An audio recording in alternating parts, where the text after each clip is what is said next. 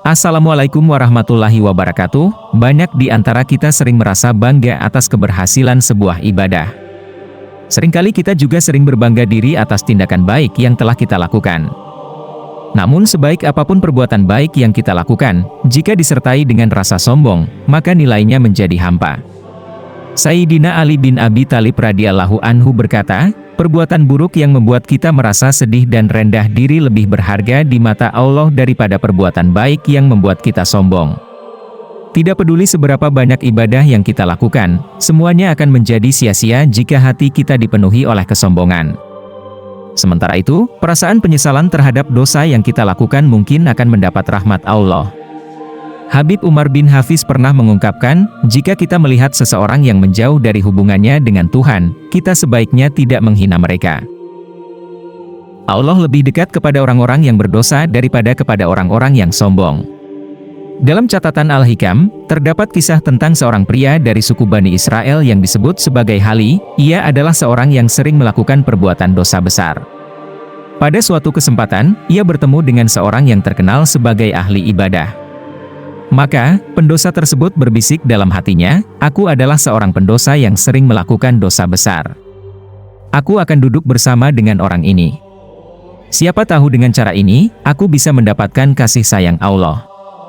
Pendosa tersebut tinggal di sebelah orang yang dikenal sebagai ahli ibadah. Namun tak terduga, ahli ibadah merasa tidak nyaman berdekatan dengan pendosa tersebut dan meninggalkannya dengan sikap yang penuh dengan kesombongan. Kemudian, Allah Subhanahu wa Ta'ala berbicara kepada seorang nabi dari Bani Israel, dan Allah memerintahkan agar nabi tersebut menyuruh baik ahli ibadah maupun pendosa itu untuk meningkatkan amal ibadah mereka. Aku telah benar-benar mengampuni pendosa tersebut dan menghapus semua amal ibadah yang telah dilakukan oleh ahli ibadah itu. Oleh karena kesombongannya, segala amal soleh yang pernah dilakukan oleh ahli ibadah tersebut dianggap gugur. Namun, pendosa itu diampuni karena niat tulusnya untuk mencari rahmat Allah Subhanahu wa Ta'ala. Meskipun ia belum melakukan satu amal kebaikan pun, kecuali hanya dengan mendekati orang yang saleh, dalam hadis yang terdapat dalam karya Syekh Abu Ishaq Al-Huwaini, riwayat dari Abu Hurairah radhiyallahu anhu, menyebutkan bahwa ada dua laki-laki bersaudara dari Bani Israel. Salah satu dari mereka adalah seorang pendosa, sementara yang satunya adalah seorang ahli ibadah.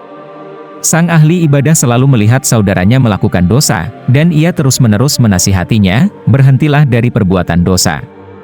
Suatu hari, sang ahli ibadah melihat saudaranya lagi sedang melakukan dosa, dan ia kembali menasihatinya, "Berhentilah berbuat dosa."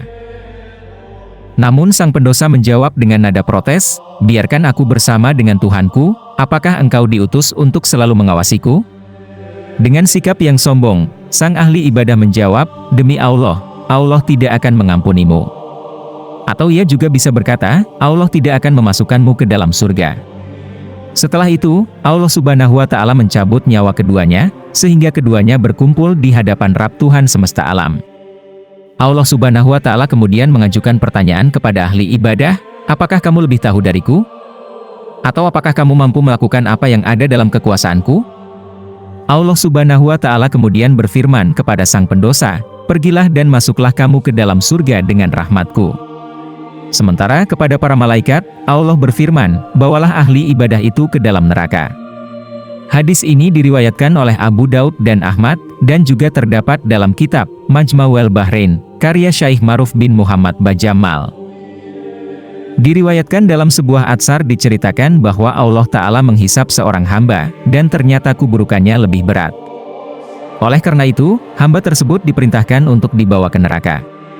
Setelah hamba tersebut telah dibawa ke neraka, Allah Subhanahu wa Ta'ala berfirman kepada malaikat Jibril alaihissalam, "Periksalah hambaku ini dan tanyakan kepadanya apakah dia pernah duduk di majelis orang alim ketika di dunia."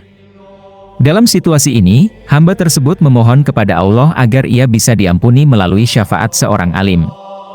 Malaikat Jibril alaihissalam kemudian mengajukan pertanyaan kepada hamba tersebut, "Apakah kamu pernah mencintai atau menghargai seorang alim ketika di dunia?" Hamba itu menjawab bahwa ia tidak pernah melakukannya. Malaikat Jibril alaihissalam kemudian berkata, "Wahai Tuhan, Engkau lebih mengetahui tentang keadaan hamba." Allah Subhanahu wa Ta'ala kemudian berfirman, "Tanyakanlah apakah dia mencintai seorang alim."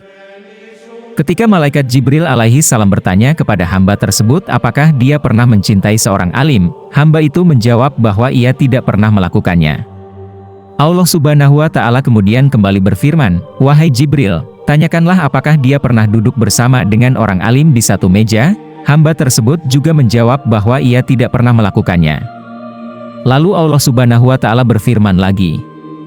Allah Subhanahu wa Ta'ala yang Maha Mengetahui kemudian berfirman, "Wahai Jibril, tanyakanlah nama dan nasabnya. Jika namanya sama dengan nama seorang alim, maka dia akan aku ampuni." Malaikat Jibril alaihi salam pun menanyakan nama dan nasab hamba tersebut, namun ternyata tidak ada kesamaan dengan nama seorang alim. Allah Subhanahu wa Ta'ala kemudian melanjutkan firman-Nya, "Wahai Jibril, peganglah tangannya dan masukkan dia ke dalam surga, karena dia mencintai seseorang yang orang itu mencintai orang alim." Dengan demikian, hamba tersebut diampuni oleh Allah karena keberkatannya mencintai seseorang yang mencintai orang alim. Hal ini menunjukkan pentingnya berkumpul, berteman dengan orang-orang soleh, mencintai para ulama. Yang paling utama bagi kita adalah untuk memelihara iman dan menjaga agar kita meninggal dalam keadaan memeluk agama Islam. Sebab, jika kita meninggal dalam keadaan murtad dan menjadi kafir, maka peluang untuk menghindari siksaan Allah Subhanahu wa Ta'ala di akhirat akan sirna. Terdapat sebuah kisah tentang Syekh Abdul Qadir Al-Jilani dan para muridnya yang sedang dalam perjalanan menuju sebuah daerah. Di tengah perjalanannya, Syekh Abdul Qadir Al-Jilani dan para muridnya bertemu dengan seorang pemabuk yang sedang mabuk berat. Tak terduga, pemabuk tersebut menghentikan rombongan Syekh Abdul Qadir Al-Jilani dan mengajukan 3 pertanyaan yang membuat Syekh tersebut terkejut. Pemabuk itu berkata, "Wahai Syekh, apakah Allah mampu mengubah seseorang seperti saya, seorang pemabuk, menjadi seorang yang taat dan patuh kepadanya?" Si pemabuk melanjutkan dengan pertanyaan ketiga, "Apakah Allah mampu mengubah seorang ahli maksiat seperti saya menjadi seorang yang taat selevel denganmu, wahai Syekh?" Syekh Abdul Qadir Al-Jilani dengan penuh kasih sayang menjawab, "Mampu. Allah Maha Kuasa atas segala sesuatu." Si pemabuk tidak berhenti dan bertanya lagi, "Apakah Allah mampu mengubahmu menjadi seorang ahli maksiat seperti saya?" Mendengar pertanyaan ketiga ini, Syekh Abdul Qadir Al-Jilani tiba-tiba menangis terseduh-seduh dan tersungkur, kemudian ia bersujud kepada Allah. Para murid-murid Syekh Abdul Qadir Al-Jilani yang merasa penasaran dan bingung akhirnya memberanikan diri untuk bertanya. Para muridnya bertanya dengan penuh rasa ingin tahu, "Wahai Syekh, apa yang membuatmu menangis?" Kemudian Syekh Abdul Qadir Al-Jilani menjawab dengan penuh perhatian dan hati yang bergetar, "Benar sekali apa yang dikatakan oleh si pemabuk tadi. Pertanyaan terakhirnya yang membuatku menangis adalah karena ketakutanku kepada Allah. Kapan saja Allah dapat mengubah nasib seseorang, termasuk diriku sendiri?" Pertanyaan ini memberikan dorongan kepada diriku untuk bersujud dan berdoa kepada Allah, agar tidak merasa terlalu yakin terhadap nasib baik saat meninggal dalam keadaan husnul khatimah, dalam keadaan baik. Hikmah dari kisah ini mengingatkan kita agar tidak mudah merasa aman, atau terlalu percaya diri dengan amal-amal yang kita lakukan. Hanya Allah yang memiliki kendali mutlak atas nasib kita, dan itulah mengapa penting untuk selalu merendahkan diri di hadapannya, berdoa untuk kesehatan dan keselamatan, serta berusaha untuk selalu berada dalam ketaatan kepadanya. Kita tidak boleh tertipu oleh kedudukan atau jabatan kita. Juga, kita tidak boleh sombong atas ilmu yang kita miliki. Karena Allah Subhanahu wa Ta'ala memiliki kekuasaan mutlak untuk mengubah seseorang kapan saja dan di mana saja sesuai dengan kehendak-Nya. Oleh karena itu, kita harus selalu merendahkan diri dan berdoa dalam sholat. Kita memohon kepada Allah, yang Maha Kuasa yang dapat mengubah hati seseorang, untuk mengokohkan hati kita dalam agama-Nya. Mari kita menjauhi sikap sombong, baik itu melalui ucapan maupun hati.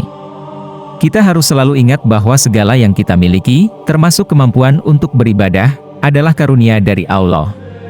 Kita beribadah kepadanya dan melakukan amalan-amalan soleh karena Allah. Oleh karena itu, tidak ada alasan untuk bersikap sombong.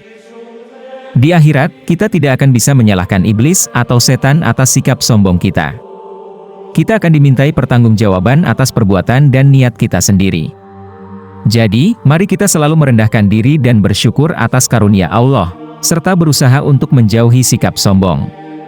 Meskipun sudah jelas bahwa iblis dan setan adalah musuh nyata kita, kita tetap seringkali melakukan kesalahan dengan mengikuti bisikan dan tipu daya mereka.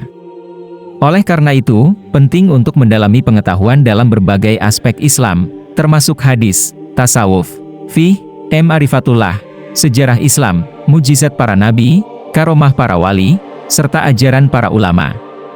Dengan pemahaman yang kuat terhadap nilai-nilai agama, kita dapat lebih mampu menjaga diri dari pengaruh negatif setan dan menjalani hidup yang sesuai dengan ajaran Islam yang benar.